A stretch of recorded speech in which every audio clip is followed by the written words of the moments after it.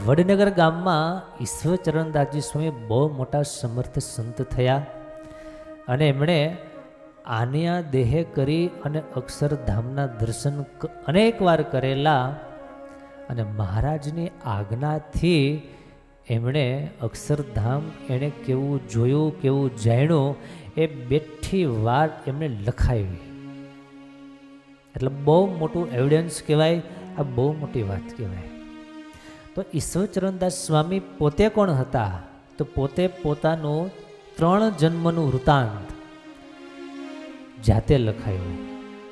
બેઠે બેઠા સ્વામીના શબ્દો આપણે આમાં સાંભળી. આખી વાત હરિભક્તો સાંભળવા જેવી છે.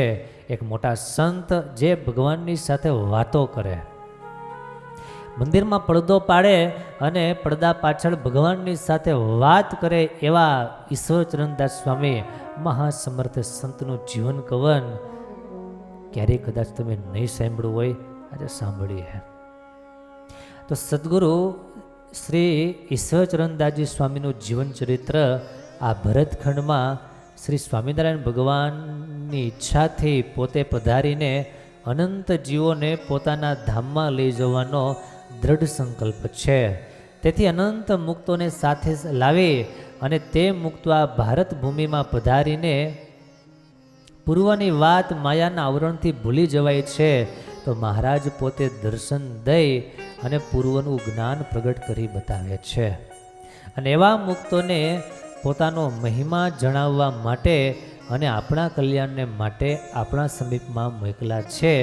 તે હાલ વડનગર મુકામે સદગુરુ મહાનુભાવાનંદ સ્વામીના શિષ્ય શ્રીરંગદાસજી અને શ્રીરંગદાસજીના શિષ્ય એટલે ઈશ્વરચરણદાસજી સ્વામી પ્રગટ બિરાજે છે.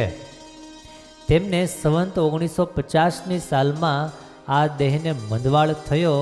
તે સમયમાં શ્રી સ્વામિનારાયણ ભગવાન પૂર્વના 5 જન્મના સંસ્કારની વાત જણાવતા હવા. કેટલા જન્મની? 5 જન્મો પૂર્વના.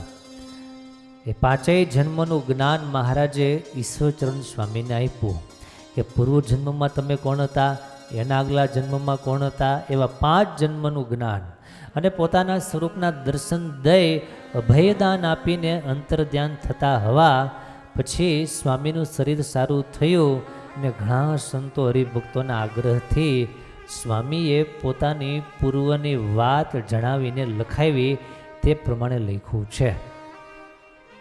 હવે સ્વામી કહે છે કે હું પ્રથમ આદિમાં ગોલોકધામનો મુક્ત હતો અને મારે શ્રી કૃષ્ણ ભગવાનની ઉપાસના હતી ને ચિદાકાશ ધામમાં રહેવાનું હતું. આ ચિદાકાશ શું, ગોલોક શું વગેરે બધી જ વાત સ્વામીએ લખી છે, આપણે ક્યારેક સાંભળીશું. ને 35 બ્રહ્માંડનું રાજ્ય સોંપેલું કોને? આ સ્વામીને પૂર્વજન્મમાં જ્યારે ગોલોકના મુક્ત હતા ત્યારે કેટલા બ્રહ્માંડનું રાજ? 35 બ્રહ્માંડનું રાજ. આપણે ત્યાં કોઈને એક ગામનું રાજ નથી અત્યારે.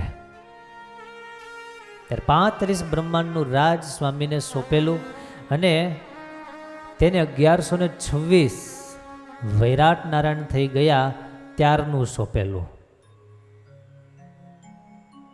ને શ્રી કૃષ્ણ ભગવાન આ પૃથ્વી પર પધાર્યા હતા ને તેમને 1,61,080 પુત્રો હતા. તે બેડો મેં પણ અવતાર લીધો આ સ્વામીએ.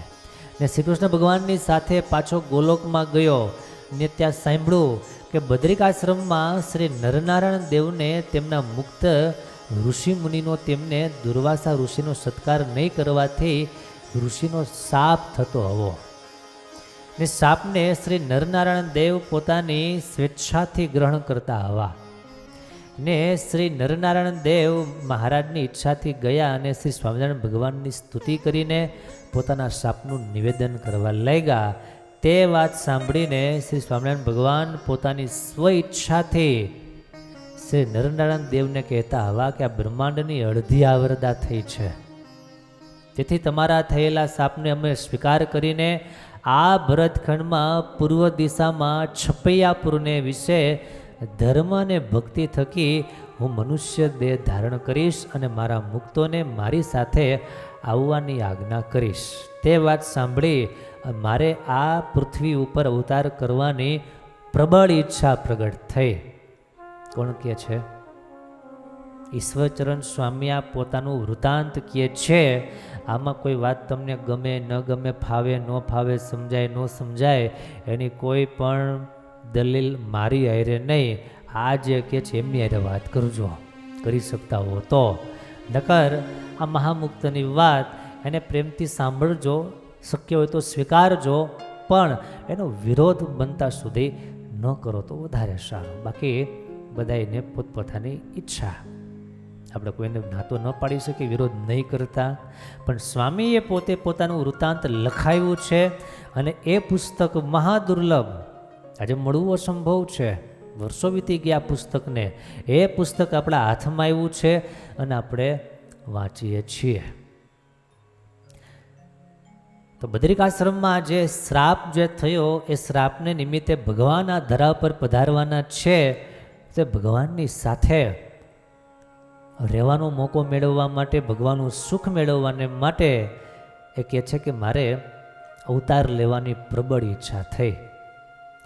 ને બીજો અવતાર સિદ્ધપુર ગામમાં તીર્થસ્થાનમાં કપિલ મુનિએ પોતાની માતા દેવહૂતિને જ્ઞાન કર્યું છે, તેથી પવિત્ર સ્થાન સમજી અને બ્રાહ્મણના કુળમાં જન્મ લીધો. પેલો જન્મ કયો? ગોલોકના મુક્ત. પછી સિદ્ધપુરમાં બ્રાહ્મણ પરિવારમાં જન્મ લીધો.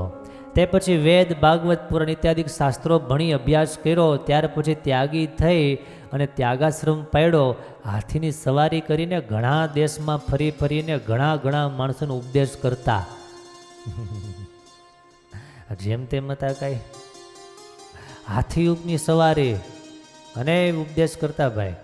તે ફરતા ફરતા સિરોહી રાજ્યમાં ગયા ને સિરોહીના રાજાએ અમારો ઘણો સત્કાર કર્યો.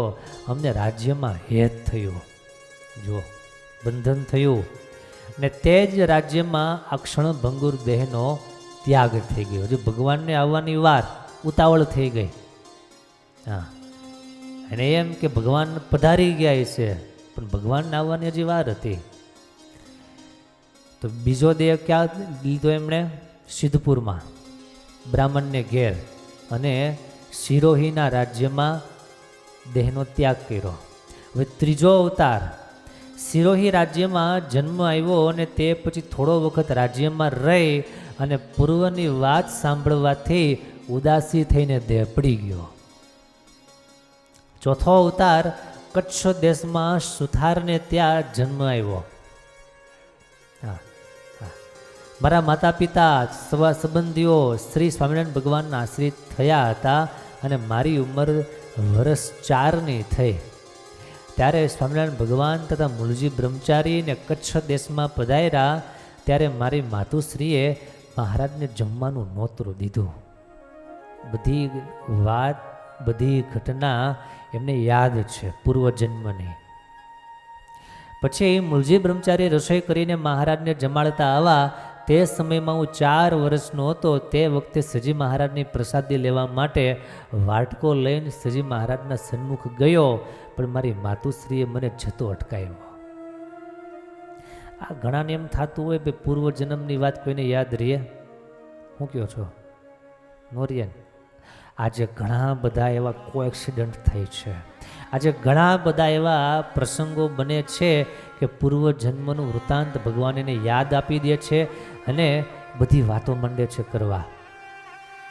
બહુ દૂર સુદૂરની વાતો કરે છે. ત્યાં આવું મકાન છે, ત્યાં આવું ઝાડ છે, ત્યાં આટલા માણસો રહે છે, આવા માણસો રહે છે, એના ઘરમાં આટલા સભ્યો છે વગેરે બધું જ તપાસ કરે.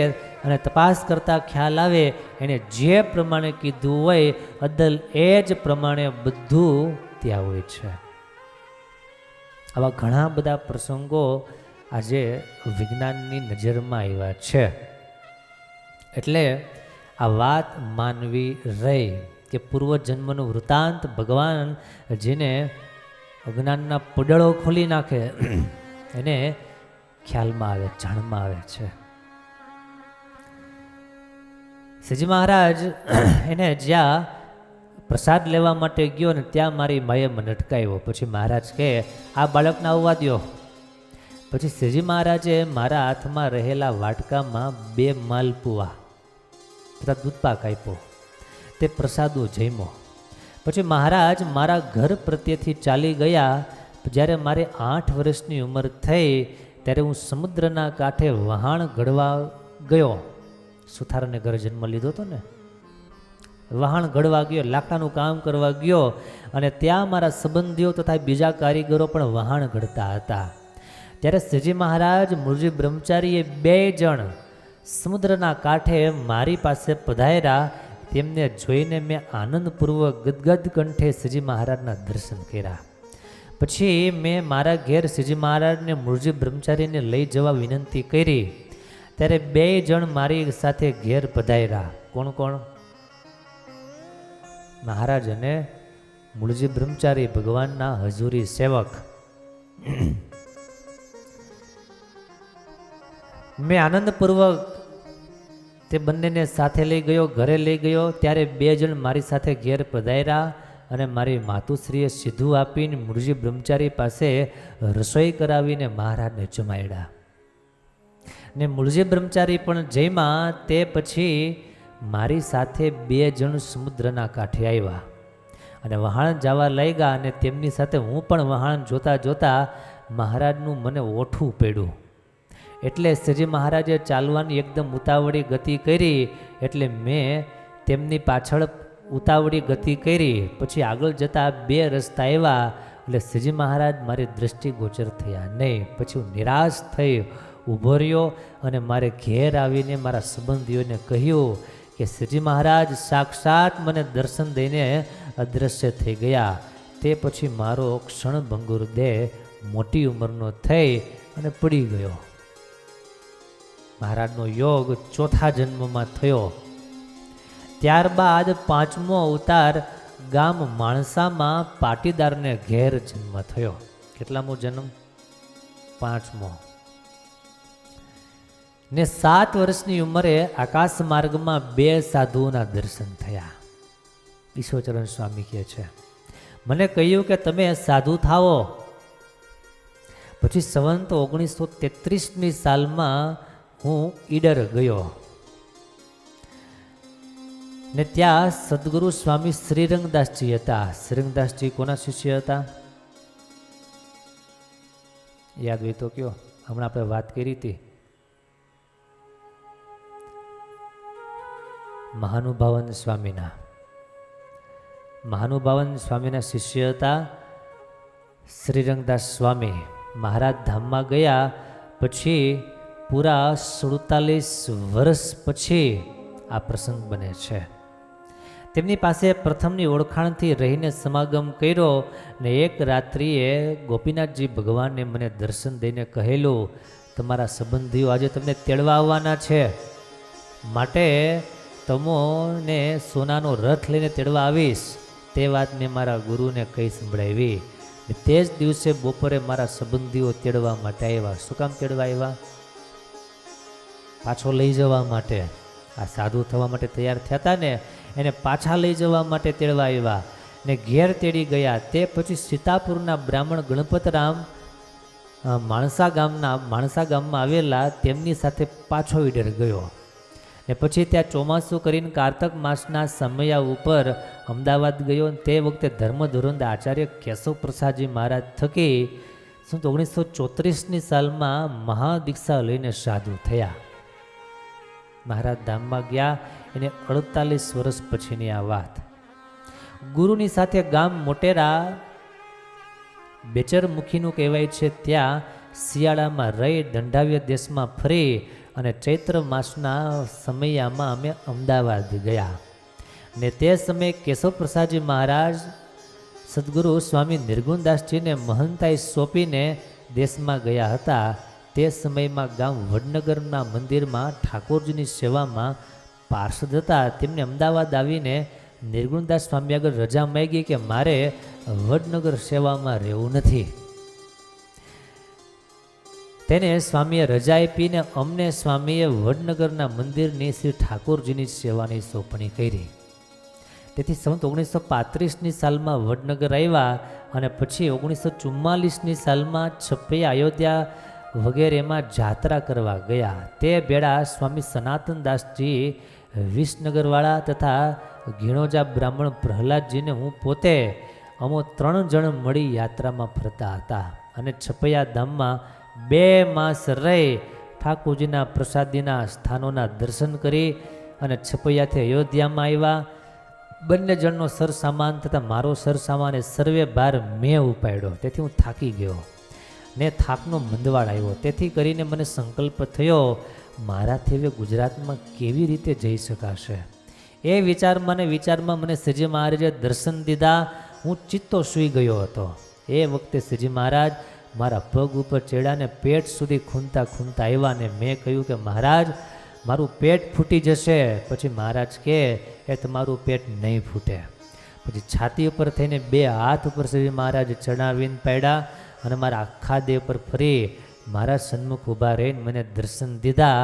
તેથી મારો સર્વે થાક ઉતરી ગયો અને મંદવાળ મટી ગયો. પછી સવારમાં ઉઠી નાહી ધોઈ પૂજા કરી ચાલવાની તૈયારી કરીને પાછા વડનગર આવ્યા.